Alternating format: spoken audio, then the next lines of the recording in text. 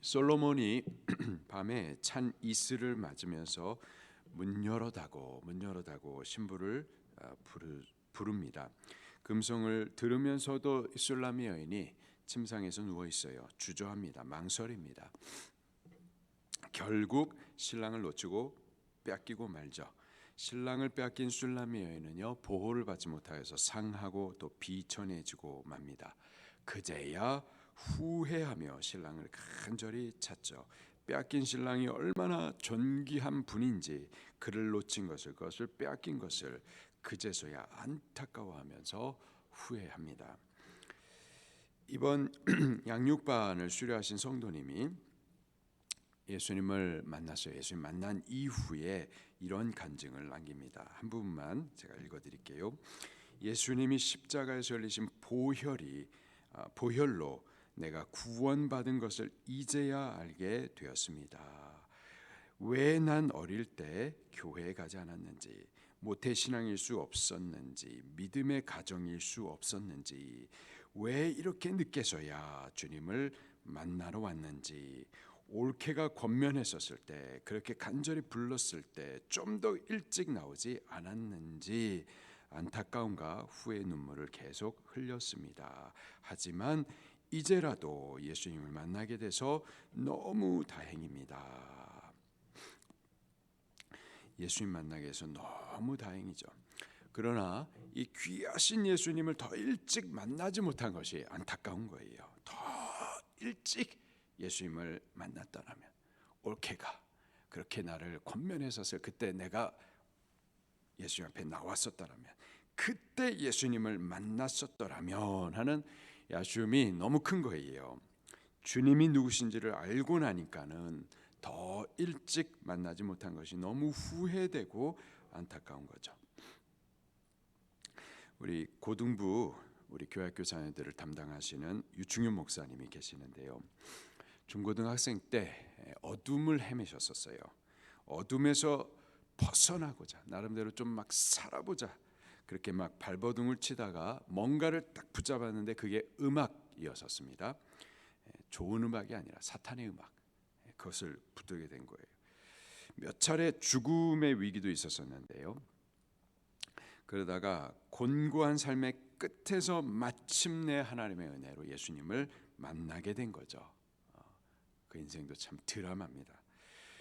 지금 이제 예수님을 만났죠. 예수님 만나고 이 생명을 얻고 이제 생명을 살게 된 이후에 종종 이런 말을 해요. 내가 조금만 더 일찍 예수님을 만났더라면 하는 그 안타까움을 갖고 계세요. 내가 중고등학생 때 예수님을 만났더라면 하는 이 안타까움과 아쉬움이 막 너무 큰 거죠. 그래서 지금 중고등학생들에 대한 마음이 특별합니다. 우리 자녀들 학생 때 꼭 예수님을 만나기를, 예수님 없이 이 중요한 시기를 허송하지 않기를, 절대 후회함이 없기를 간절히 원하면서 지금 중고등학생들 그 사역에 열정을 쏟고 계십니다. 이 술람미 여인이 신랑을 놓쳤어요. 놓친 후에야 막 안타까워합니다. 슬퍼하면서 후회를 하는 거예요.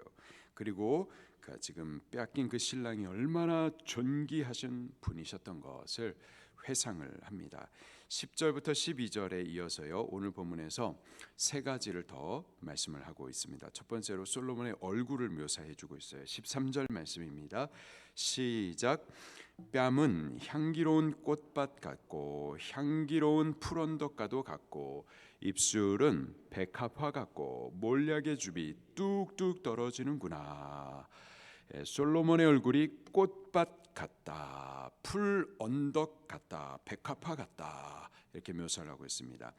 꽃밭, 초록의 풀 언덕, 흰 백합화. 좀 그림이 그려지시나요? 느낌이 좀 이렇게 드시나요? 아무 느낌이 없으시죠? 괜찮아요. 이과 사람들이시라. 그래도요, 내가 지금 이 푸른 이 초록의 이 풀 언덕에 있다, 꽃밭에 있다, 이렇게 한번 상상을 한번 해보십시오. 목사님, 예배당인데요, 알아요. 근데 좀 상상 한번 해보시길 바랍니다. 상상하실 수 있는 분들도 계세요. 믿기 어려우시겠지만 꽃밭, 초록의 풀 언덕 하면은 이렇게 그림이 쫙 그려지면서 느낌이 오시는 분들이 실제로 계십니다. 그래서 느낌이 어떠냐라고 물으면은 따뜻하다. 막 숨이 쉬어지는 것 같습니다.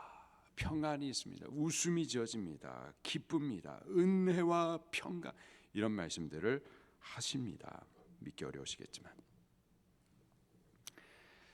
우리와 같이 이과 사람들 말고 문과 사람들이 세상에 또 있습니다.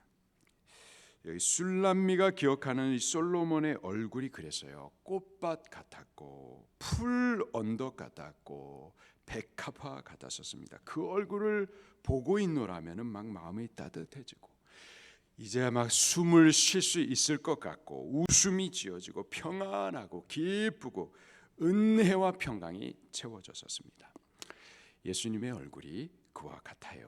구약의 이스라엘 백성들은요 주의 얼굴을 구했었습니다. 주님께서 얼굴을 비추어 주시면은요 이제서야 우리가 살 것 같았다. 이제서야 우리가 살 수 있다. 안도했었어요. 기뻐했었습니다. 은혜와 평강이 채워졌었어요. 민수기 6장 24절 26절까지 말씀에 이렇게 기록을 해주고 있습니다. 여호와는 내게 복을 주시고 너를 지키시기를 원하며 여호와는 그의 얼굴을 내게 비추사 은혜 베푸시기를 원하며 여호와는 그 얼굴을 내게로 향하여 드사 평강 주시기를 원하노라. 여호와께서 당신의 얼굴을 비추실 때 이스라엘은 보호를 받았고요, 복을 얻었고요, 은혜와 평강을 누릴 수가 있었습니다.